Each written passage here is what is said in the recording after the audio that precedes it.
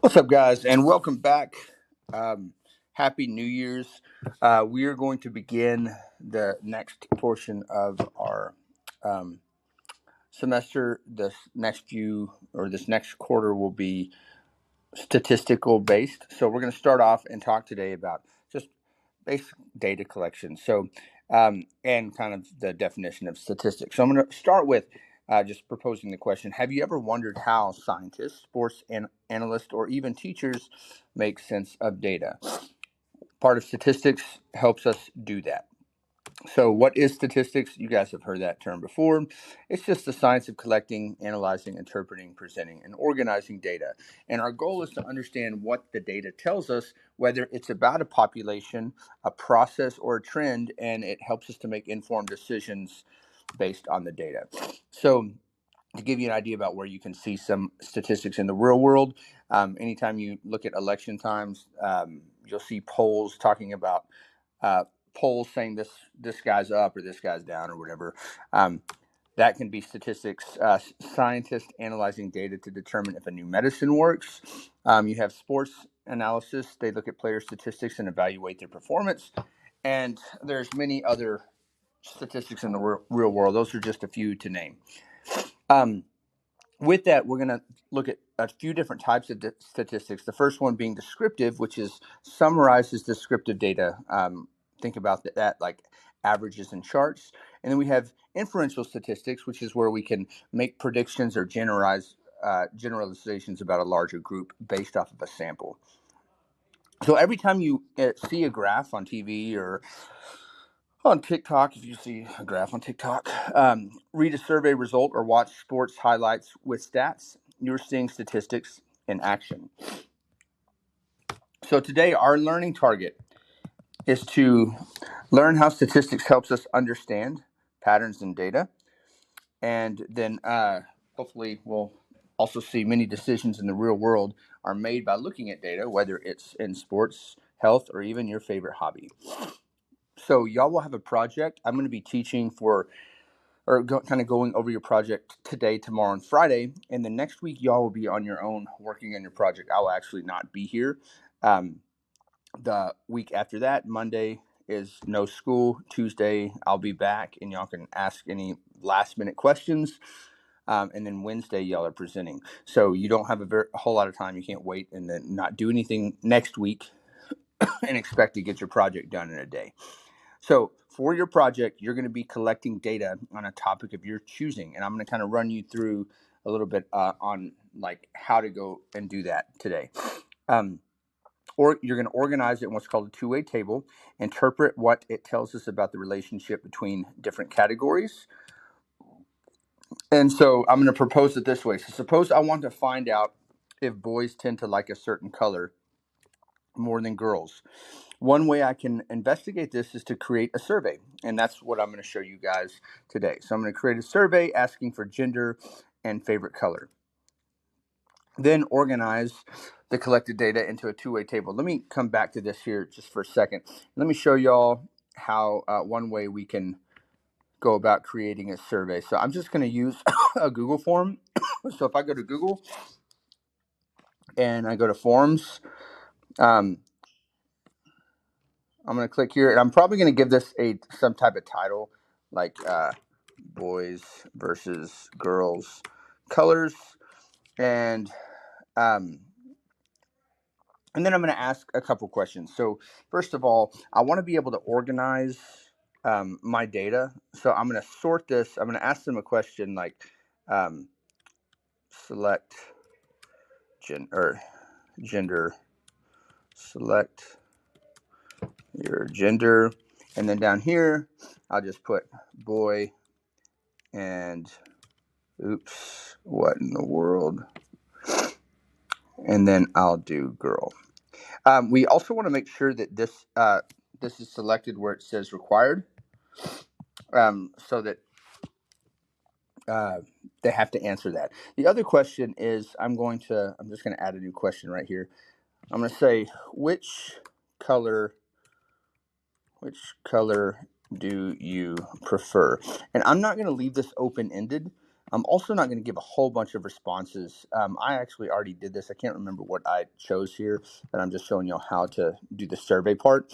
I'm going to say green, pink. I'm not going to put blue in there because I think that just do this. I'm just gonna like keep it minimal to like.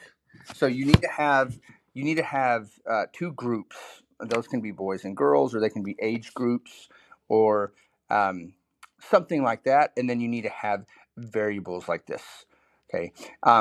So and now I have this survey, and what I can do is I can go up here to the top, and I can hit publish. I'm going to click manage right here because I want to be able to send this out to whoever. And I'm going to check this, and I'm going to say anyone with this link. And then I have this, once I publish this, now I can go and I can copy this link by clicking that.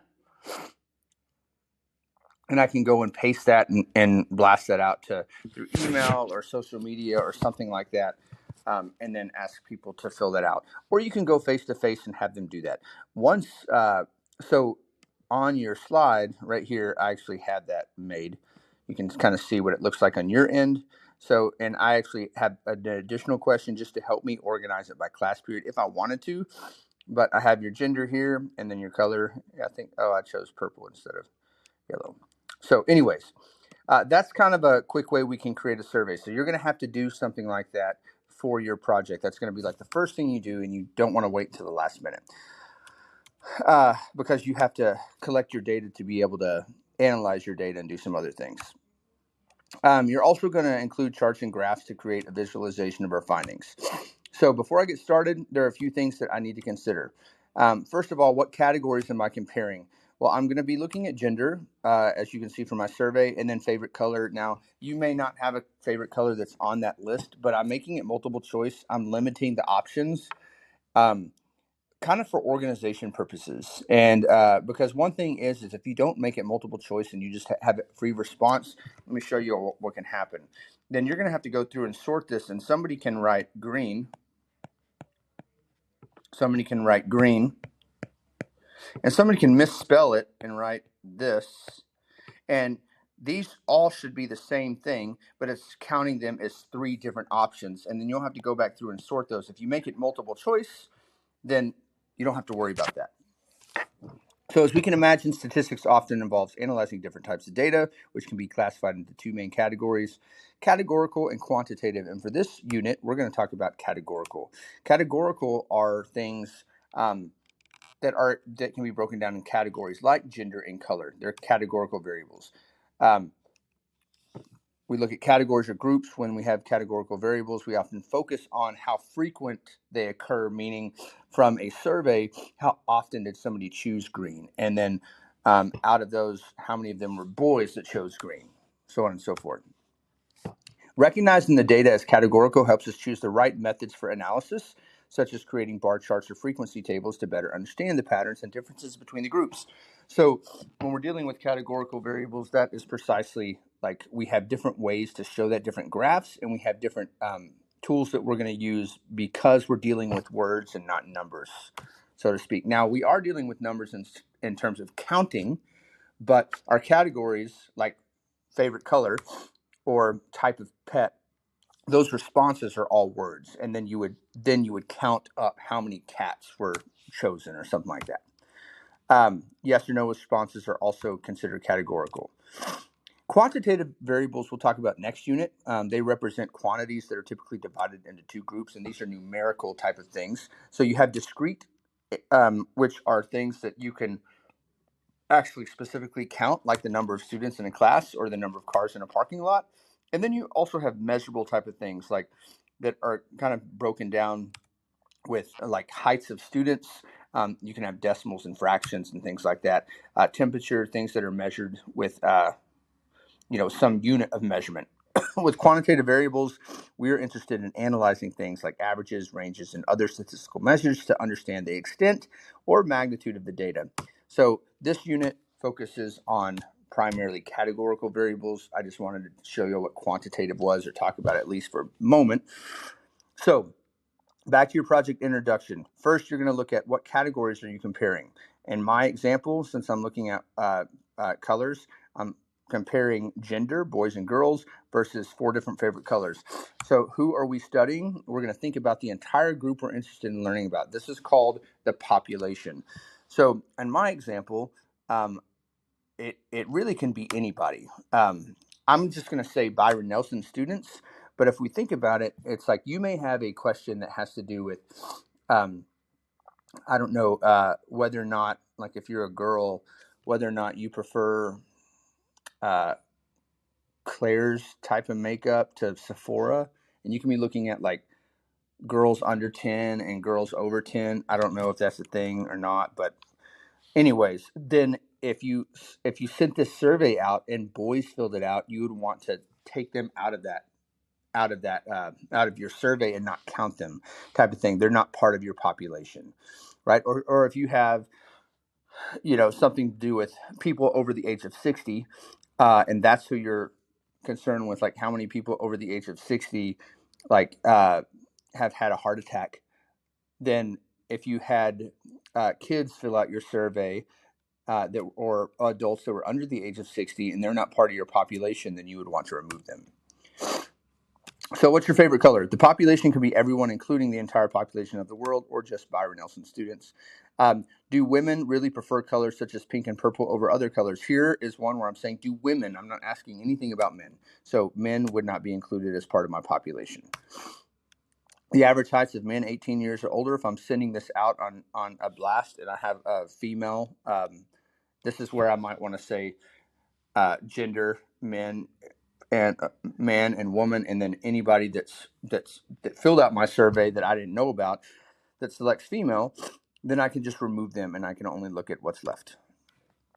So we need to gather that. So since asking everyone isn't always possible, we choose a smaller group from the population. So if we think about boys and girls and their favorite color, uh, really I'm not specifying any, like my only groups are boys and girls. I'm not giving you age or anything like that. So this can really be anybody, and it's impossible to collect data from every person. So we get a smaller group called a sample, and that sample can be like my classroom. Like out of Byron Nelson students, if that's my population, I'm going to collect data from every one of my students, type of thing.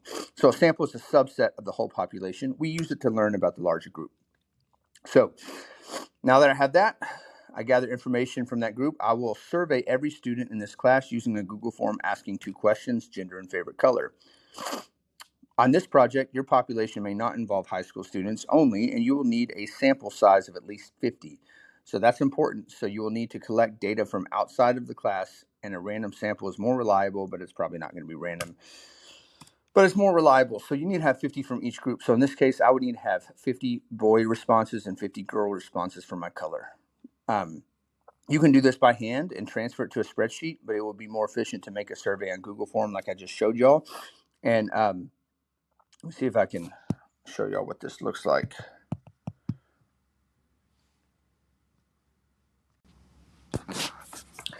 Okay, so it's probably a good idea that you actually save this and post it somewhere where you can easily find it. Like I couldn't find mine real quickly, so I actually found an old one that I made that I only had 1 response. But after you send this survey out, you can go back through and open up the original that you made, not the hyperlink. So I'll show y'all kind of the difference here in a second, but this would be like how I create my survey, my original survey. And then if we look up here at the responses, if we click on that, we can actually link this to Google Sheets and create a new sheet.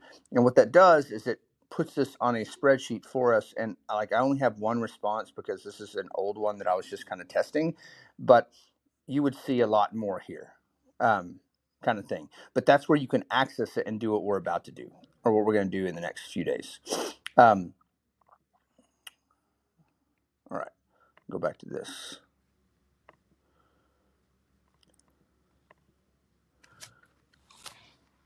Okay, so you can do this by hand, blah, blah, blah. You need all data on a spreadsheet. I will walk you through the complete project with my example next week. You will be on your own, and you won't be able to ask me any questions because I will not be here the entire week. So make sure that you're locked in and paying attention because you're going to be presenting these basically whenever I come back.